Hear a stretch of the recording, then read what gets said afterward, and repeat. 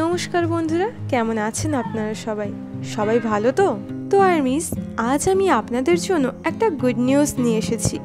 যেই নিউজটা কাল ভিভার্স থেকে এসেছে।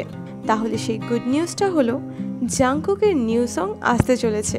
তাহলে চলো বন্ধুরা, আজকের ভিডিওতে জানা যাক জাংকুকের নিউ সঙের নাম কি, গানটা কি নিয়ে এবং সংটা কবে রিলিজ হতে চলেছে। তাহলে আর্মিস, এই সকল প্রশ্নের উত্তর পরপর জানা যাক। 1. জাংকুকের এই সংটার নাম হলো নেভার লেট গো, আর এই সংটা জাংকুক শুধুমাত্র আর্মিসদের জন্যই লিখেছেন। 2.